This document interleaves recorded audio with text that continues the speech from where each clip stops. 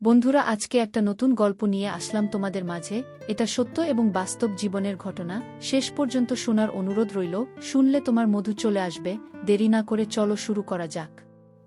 আমি বললাম, ভাইয়া তুমি আমার সাথে কি করছো? ভাইয়া বলল, সঙ্গীতা, তুই না আমার কাছ থেকে ভালোবাসা শিখতে চেয়েছিলে? এখন আমি তোকে ভালোবাসি খাচ্ছি।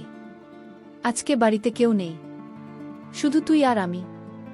আজকে তোকে ইচ্ছামতো ভালোবাসা শেখাতে পারবো। আমি বললাম, ভাইয়া ভালোবাসা কি এভাবে শিখতে হয়? ভাইয়া বলল, পরে বই ভালোবাসা এভাবে শিখতে হয়। এই বলে ভাই আমাকে বৃষ্টির রাতে একা পেয়ে নির্জন রুমে ধাক্কা মেরে দিয়ে আমার সাথে যা করল তা শুনলে বন্ধুরা তোমাদের মাথা গরম হয়ে যাবে। বন্ধুরা, গল্পটি অনেক অনেক ইন্টারেস্টিং। আশা করি গল্পটি শুনে তোমরা অনেক মজা পাবে। তোমাদের নিকট আমার ছোট্ট একটি অনুরোধ, তোমরা দয়া করে আমার চ্যানেলটিকে সাবস্ক্রাইব করে আমাকে সাপোর্ট করবে। হ্যালো বন্ধুরা, কেমন আছো তোমরা? আশা করি ভালো আছো। বন্ধুরা, আমি সঙ্গীতা। বর্তমানে আমার বয়স 22 বছর। বর্তমানে আমি একটি বিশ্ববিদ্যালয়ে MBA করছি। আজকে আমি তোমাদেরকে যে গল্পটি বলবো সেটি আমার অতীতের একটি বেদনাদায়ক বাস্তব ঘটনা। তখন আমার বয়স 13 কিংবা 14 হবে। আমার বাপ চাচারা মোট 2 জন। আমার আব্বু চোট আর আমার চাচ্চু বড়। আমার এক চাচাতো ভাই ছিল, তার নাম ছিল শুভঙ্কর। আমার আব্বু এবং চাচুর মধ্যে খুবই মিল মহব্বত ছিল। মোট কথা হচ্ছে, আমাদের বাপ চাচাদের মধ্যে খুবই অন্তরঙ্গ সম্পর্ক ছিল। আমার আব্বুর কোনো ছেলের সন্তান ছিল না। আমরা 3 বোন ছিলাম, বোনের মধ্যে সবার ছোট ছিলাম আমি। আর এদিকে আমার চাচুর কোনো মেয়ের সন্তান ছিল না, একটি মাত্র ছেলে শুভঙ্কর। সে ছিল খুব আদরের। ছেলেকে অনেক বেশি আদর করতেন আমার চাচা। আমার চাচাতো ভাই আমার চেয়ে 6 থেকে 7 বছরের বড় হবে। আমার অন্য বোনদের চেয়ে আমার চাচাতো ভাই আমাকে অনেক বেশি ভালোবাসত। আমার প্রতি তার নজরে ছিল ছোটবেলা থেকেই অন্যরকম। আমিও দেখতে শুনতে একেবারেই খারাপ ছিলাম না, মোটামুটি সুন্দরী ছিলাম। যে কারণে আমার চাচাতো ভাই, আমি যখন কোনো কিছু বুঝতাম না তখন প্রায় বিভিন্ন সময়ে খেয়ালিপনার চলে আমার সাথে বাজে আচরণ করত। আমি এটাকে তেমন বেশি কিছু মনে করতাম না। আর ভাইয়া সবসময় আমার সাথে হাসি মুখে কথা বলত, আমাকে খুশি রাখার চেষ্টা করত। তাই আমি ভাই আর বিরক্ত হতাম না। আমার বয়স যখন 6-7 বছর, তখন ভাইয়া প্রতিদিন আমাকে দোকান থেকে মদ কিনে দিত, চিপস, বিস্কিট, চকোলেট আরও বিভিন্ন কিছু কিনে আমাকে দিত। আর শুধু আমার প্রতি অপলক দৃষ্টিতে ভাই আছে থাকত। তখন আমি ভাইয়াকে বলতাম, ভাইয়া তুমি আমার দিকে এভাবে চেয়ে থাকো কেন? তুমি এভাবে চেয়ে থাকলে আমার খুব ভয় লাগে। তখন ভাইয়া আমাকে বলতো, আরে লক্ষ্মী, হীরা, মানিক, কলিজা আমার, তোমাকে আমার খুব ভাল লাগে, যে কারণে আমি তোমার দিকে চেয়ে থাকি। মন চায় সারাদিন তোমার দিকে চেয়ে থাকতে। তুমি বোঝো না কেন সুন্দরী, তুমি আমাকে ভালোবাসবে। তুমি যদি আমাকে ভালোবাসো তাহলে তোমাকে আরও আরও অনেক বেশি চকলেট কিনে দেব। আমি তখন ভাইয়াকে বললাম, ভাইয়া ভালোবাসা কি, কিভাবে ভালোবাসে, আমাকে একটু শেখাবে? তখন আমার বয়স ছিল 7 থেকে 8। ভাইয়া আমার মুখ থেকে এরকম ধরনের কথা শুনে আমাকে বলল, হ্যাঁ সুন্দরী, তোমাকে তো আমি ভালোবাসি, খাবি? তুমি আরেকটু বড় হও, তাহলে তোমাকে আমি ভালোবাসা শেখাতে পারবো। এখন তো তুমি ছোট, ভালোবাসা কি তা তুমি বুঝবে না। আমি বললাম, আচ্ছা ঠিক আছে ভাইয়া, তাহলে আজকে সন্ধ্যায় আমার জন্য অনেকগুলো মজা আনবে, কেমন? ভাইয়া বলল, ঠিক আছে ম্যাডাম, আজকে তোমার জন্য অনেকগুলো মজা নিয়ে আসব। তারপর ভাইয়া বাজারে চলে গেল।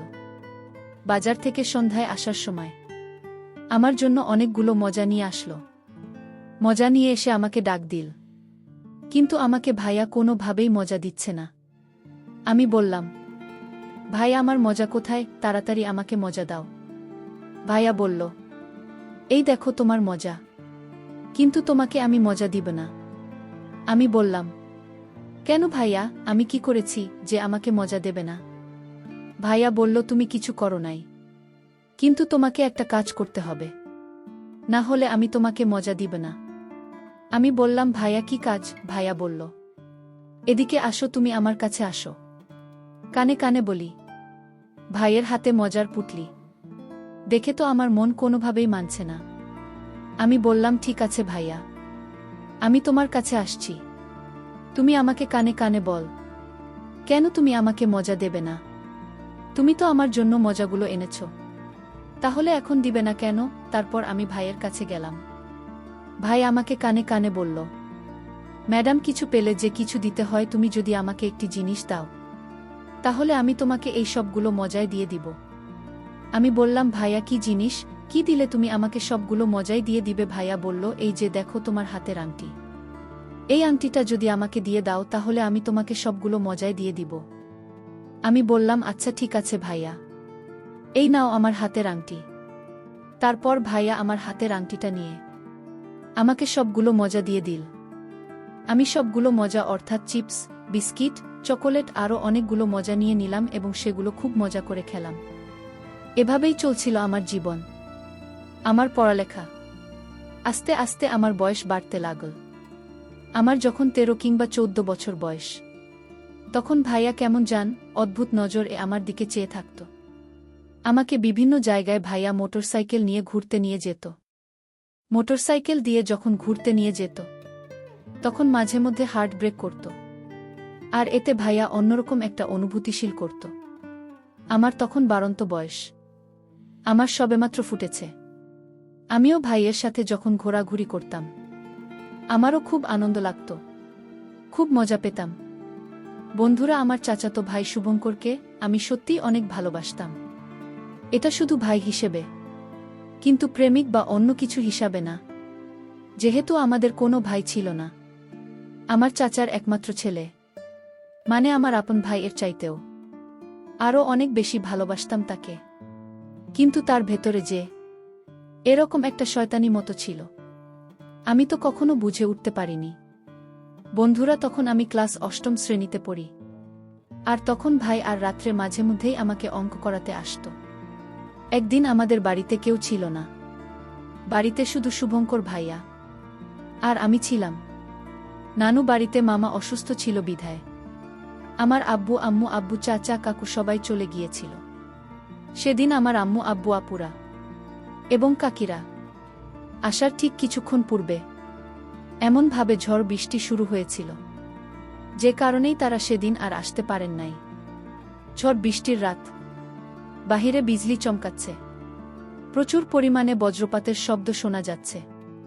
ভয়ে আমি খুব আতঙ্কিত হয়ে গেলাম। ঠিক এমন সময় ভাইয়া কোথা থেকে যেন দৌড়ে এসে বলল, সঙ্গীতা কাকা কাকিমা কি এখনো আসে নাই? আমি বললাম না। ভাইয়া বলল, ঠিক আছে, তাহলে আমি যাই। আমি বললাম, না ভাইয়া, তুমি কোথাও যেও না, আমার খুব ভয় করছে। দেখো না কিভাবে বিজলি চমকাচ্ছে আর জোরে জোরে বজ্রপাতের শব্দ শোনা যাচ্ছে। বাড়িতে আমি একা, আমার খুব ভয় লাগছে ভাইয়া। ভাইয়া বলল, আচ্ছা ঠিক আছে, তাহলে আমি একটু ফ্রেশ হয়ে আসছি। আমি বললাম, আচ্ছা ঠিক আছে ভাইয়া, তুমি একটু তাড়াতাড়ি চলে এসো। আমি ভাইয়ের জন্য অপেক্ষা করতে লাগলাম। 45 মিনিট পরে ভাই আমার কাছে চলে আসলো। ভাইয়া এসে আমাকে বলল, সঙ্গীতা, আজকে বাড়িতে কেউ নেই, শুধু তুমি আর আমি। আজকে তোমাকে আমি ভালোবাসি খাব। তুমি বলেছিলে না আমাকে? ভাইয়া, আমাকে তুমি কি একটু ভালোবাসতে শেখাবে? তখন তোমার বয়স খুব কম ছিল, যে কারণেই তোমাকে ভালোবাসা শেখাতে পারি নাই। আর এখন তুমি মোটামুটি 14-15 বছরের যুবতী, এখন তোমাকে ভালোবাসতে শেখানো যাবে। তুমি বলেছিলে না সঙ্গীতা, ভালোবাসা কি, ভালোবাসা কেমন, ভালোবাসা কাকে বলে, ভালোবাসা কিভাবে হয়? আজকে সারা রাত আমি তোমাকে সেই ভালোবাসার ক্লাসেই করাব। সঙ্গীতা, তুমি কি আমার সাথে ভালোবাসার ক্লাস করতে আগ্রহী? সঙ্গীতা বলল, ভাইয়া, আমি তো তোমাকে অনেক দিন আগেই বলেছিলাম, আমাকে একটু ভালোবাসা শেখাও না। আমার ভালোবাসা শিখতে খুবই শখ, খুবই আগ্রহ, কিন্তু তখন তো তুমি আমাকে শেখালে না, আর এখন বলছো তুমি আমাকে ভালোবাসা শেখাবে। আচ্ছা ঠিক আছে ভাইয়া, আমি তোমার কাছ থেকে আজকে ভালোবাসা শিখব। ভাইয়া আমাকে বলল, সঙ্গীতা, তোমাকে যদি ভালোবাসা শিখতে হয় তাহলে তোমাকে যে একটা কঠিন পরীক্ষা দিতে হবে। তুমি কি সেই পরীক্ষাটা আমার সঙ্গে দিতে পারবে? সঙ্গীতা বলল। জিবি ভাইয়া, আমি অবশ্যই দিতে পারব।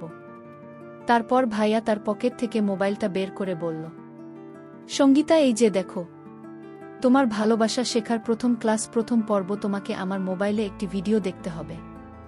এই ভিডিওটির মধ্যে ভালোবাসার সূচনা পর্ব আছে। তুমি কি দেখতে আগ্রহী? আমি বললাম, জি ভাইয়া, আমি দেখতে আগ্রহী। তুমি আমাকে দেখাও কিভাবে ভালোবাসার সূচনা পর্ব শুরু করতে হয়। তারপর ভাইয়ের মোবাইলে ভিডিওটা ওপেন করতেই আমার চোখ গেল ভাই আর মোবাইলের স্ক্রিনের উপর। ভিডিওটা দেখার সাথে সাথে আমার গায়ের লোম একটা জারা মেরে উঠল, চোখগুলো বড়বড় হয়ে গেল এবং আমাকে মনে হলো যে আমার সমস্ত গায়ে বিদ্যুতের প্রবাহ বইছে। আর আমি কাঁদতে শুরু করলাম। আমি ভাইয়াকে বললাম, ভাই, আমার কেমন লাগছে কেন? আমার সারা গায়ে কাঁপুনি উঠছে কেন? ভাইয়া বলল, আর সঙ্গীতা ম্যাডাম, এটা ভালোবাসার প্রথম ক্লাস। ভালোবাসা শিখতে হলে প্রথম প্রথম এরকম শিক্ষা সবারই পেতে হয়। তখন ভাইয়া বলল, সঙ্গীতা, এই দেখার একটা নতুন ক্লাস। এটা দেখলেই তোমার আরও ভাল লাগবে। একবারে পরিপূর্ণ ভালোবাসা শিখে ফেলতে পারবে। আমি খুব মনোযোগ সহকারে 10 মিনিটের একটা ভিডিও ভাইয়ের সামনে খুব ভালো করে দেখলাম। দেখার পর আমার কেমন জানি শুরু হয়ে গেল। আমি অনুভব করলাম আমার অবস্থা খুব খারাপ হয়ে যাচ্ছে। কোনো কিছু পাওয়ার আকাঙ্ক্ষায় আমি বিভোর হয়ে যাচ্ছি।